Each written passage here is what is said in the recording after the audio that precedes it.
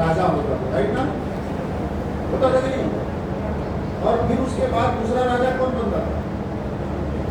उसी का बेटा। यही होता था ना, राजा का बेटा ही राजा बनेगा, ऐसा चल रहा था नहीं? इसको बोलते थे क्या? राजतंत्र। ये सेंट्रलाइज सिस्टम था। राजा तय करता था कि मेरे बाद मेरा उत्तराधिकारी कौन होगा, राइट है? आज क्या होता है? लोकतंत्र आ गया, राजतंत्र चला गया, अब क्या आ गया? लोकतंत्र। कोई चाह के अपने बेटा को राजा बना सकता है क्या? नो। तो राजा कौन बनता है आज?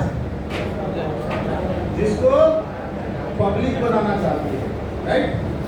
तो एक तरीके से क्या है, पहले सेंट्रलाइज सिस्टम था, एक आदमी या एक परिवार, राज परिवार डिसाइड कर लेता था कि अगला राजा कौन होगा, और अब हम और आप सब मिलकर डिसाइड करते हैं कि अब अगला राजा कौन होगा। ये हो गया डिसेंट्रलाइज। ये तो हमने एक सिस्टम बताया आपको। अब इसी को अगर हम फाइनेंस सेक्टर में अगर बात करते हैं, ठीक है, फाइनेंशियल सेक्टर में अगर लेके आते हैं, तो अभी क्या होता है, जो पैसा हम यूज करते हैं, अगर इंडिया में बात करें तो हम कौन सा करेंसी यूज करते हैं? INR, right? अगर आप अमेरिका में रहोगे तो कौन सा करेंसी चलेगा वहाँ? डॉलर। दुबई चले गए तो दिरहम। ऐसे करके ब्रिटेन चले गए तो पौंड। हर जगह का अपना एक करेंसी है, राइट ना? उसको बोलते हैं फिएट करेंसी। और फिएट करेंसी क्या है? एक सेंट्रलाइज करेंसी है। मतलब उस देश का गवर्नमेंट और वहाँ का RBI होता है, जैसे हमारे देश में RBI है ये, और यहाँ की सरकार ये डिसाइड करते हैं ना कि कितना करेंसी छापना है, कितना बंद कर देना है, राइट? किसके हाथ में कंट्रोल है? गवर्नमेंट के हाथ में। तो ये सेंट्रलाइज है, पर्टिकुलर एक पावर है जिसके हाथ में सारा कंट्रोल है। क्लियर हो रहा है? तो अब पब्लिक क्या चाहती है? जैसे लोकतंत्र से राजतंत्र आया, वहाँ पे पावर का सेंट्रलाइजेशन से डिसेंट्रलाइजेशन हुआ, वैसे ही हमारे पैसे का, पैसा हम कमा रहे हैं, पैसा कौन कमा रहा है? हम कमा रहे हैं। तो कंट्रोल भी किसका होना चाहिए? हमारा होना चाहिए, किसी और का क्यों होना चाहिए? यही बात आज से 10-12 साल पहले कुछ लोगों के दिमाग में आ गई, और उन्होंने शुरुआत कर दी क्या चीज़ का? क्रिप्टो करेंसी का। बिटकॉइन के नाम से आज से 2009 में 14-15 साल पहले एक क्रिप्टो करेंसी आ गया। और ये कॉन्सेप्ट यार हम अपने फाइनेंशियल सिस्टम को डिसेंट्रलाइज कर सकते हैं, अपने पैसे के ऊपर अपना कंट्रोल रख सकते हैं। कोई भी भारत, अमेरिका, जापान, चीन, जापान, कुछ भी कोई कंट्रोल नहीं कर सकता है। मेरा पैसा मेरा कंट्रोल है। क्लियर हो रहा है? तो ये डिसेंट्रलाइज सिस्टम लोगों को इतना पसंद आया कि एक बिटकॉइन 2009 में जब शुरू हुआ था तो सिर्फ 4-5 रुपए में मिल जाता था। आज एक बिटकॉइन की वैल्यू हो चुकी है लगभग 65 लाख। इतना पसंद आ गया लोगों को डिसेंट्रलाइज फाइनेंशियल सिस्टम। क्लियर हो रहा है? किसने बनाया वो प्राइस बिटकॉइन का? कंपनी ने बनाया क्या कि नहीं अभी 4 रुपये का, अभी 10 रुपये का, अभी 1000 का, अभी 1 लाख का, अभी 10 लाख का? कंपनी ने डिसाइड किया? नो। किसने डिसाइड किया? पब्लिक। कंपनी ने? नो, पब्लिक ने। किसने डिसाइड किया? पब्लिक।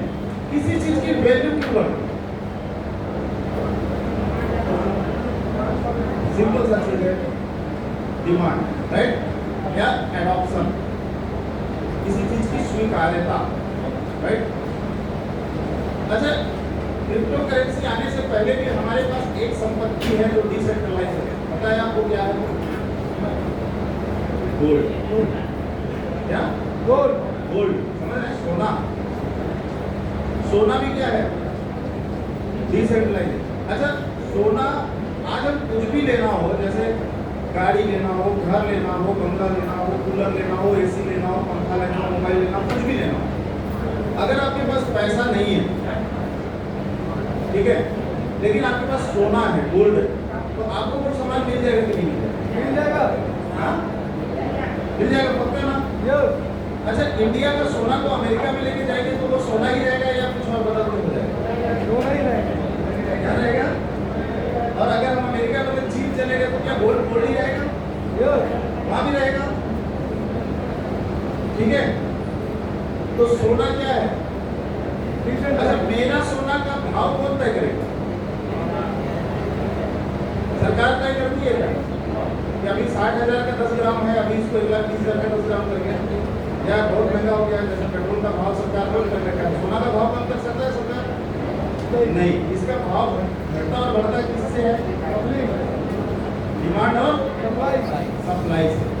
अच्छा, सोना जब शुरू में आया होगा, पहली बार जब किसी ने सोना को समझा होगा, तो सोना उस समय क्या भाव चल रहा होगा? कोई अंदाजा है आपको? पहली बार जब किसी ने देखा होगा कि ये पीला रंग का कोई धातु है, उसका वैल्यू क्या रहा होगा? क्या रहा होगा? 0।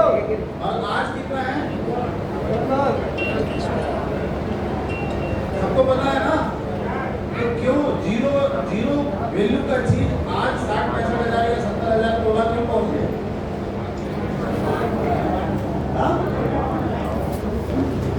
एडॉप्शन, स्वीकार कर लिया कि ये अनमोल धातु है, और चूंकि प्रकृति में उसकी सप्लाई लिमिटेड है। हेलो, अनलिमिटेड सोना है क्या दुनिया में? लिमिटेड है। जमीन के अंदर भी जो सोना है वो लिमिटेड है, सबको पता है कि लिमिटेड है, लेकिन इसका एडॉप्शन इस लेवल पे आ चुका है कि हर कोई को सोना चाहिए। जहाँ पे भी थोड़ा बहुत पैसा कमाए, चलो ये सोना खरीद लो, राइट? इसकी वजह से क्या होते जा रहा है? इसकी वैल्यू बढ़ते जा रही है। 500 साल पहले ये होटल जिस जमीन पे बना, इसकी वैल्यू क्या रही? 0। यही रहा होगा ना। अगर किसी को लगता होगा कि यहाँ पे कुछ घर बनाना है, तो किसी फैक्ट्री जो ऐसे चलता था ना पहले। आज अगर इस होटल के बाजू में मुझे 5,000 स्क्वायर फीट जमीन खरीदना होगा, तो क्या रेट मिलेगा? 5,000 रुपये स्क्वायर फीट, राइट? तो वो ये जमीन भी तो 0 से यहाँ तक पहुँच गया, तो क्यों पहुँचा? Supply, adoption, right? बिटकॉइन भी उसी तरीके से जब लॉन्च हुआ था तो 0 का था।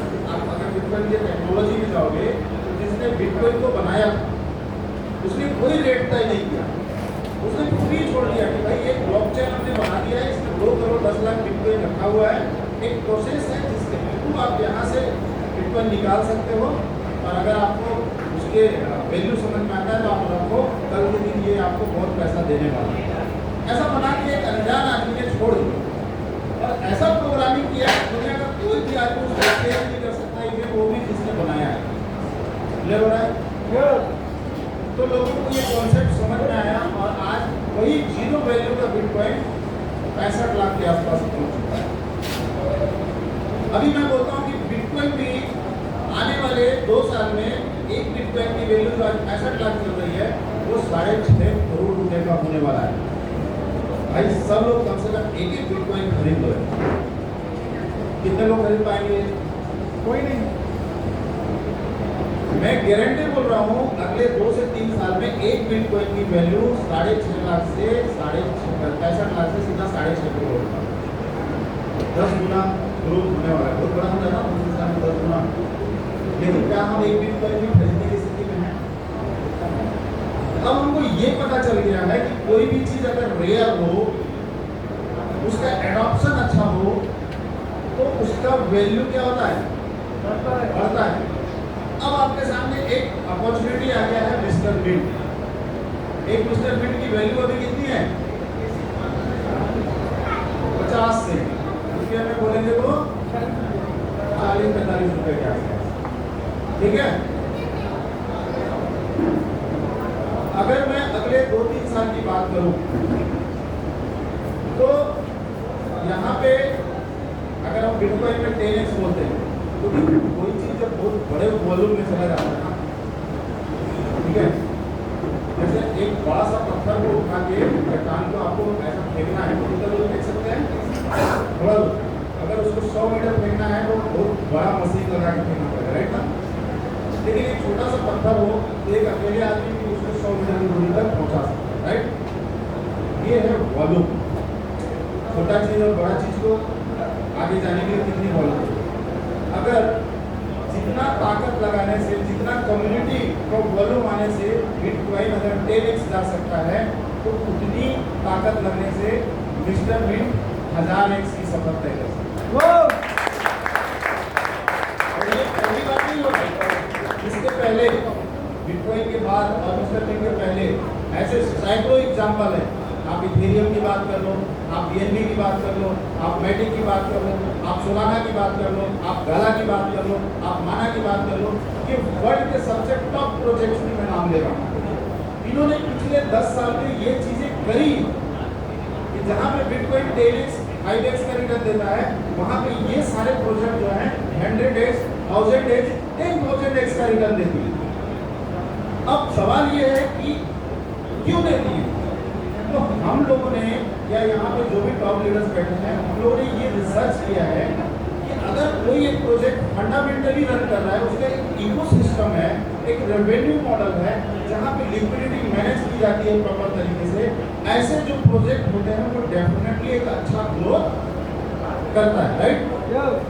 अगर वो सारी चीजें मिस्टर मिंट में हो रही होंगी या पिछले जो भी प्रोजेक्ट ने किया है उससे भी बेहतर चीज अगर मिस्टर मिंट में हो रही होगी, तो डेफिनेटली पहले जो प्रोजेक्ट ने 100x 1000x का रिटर्न दिया है, उससे भी ज्यादा रिटर्न हमको मिस्टर मिंट में देखने को मिल सकता है।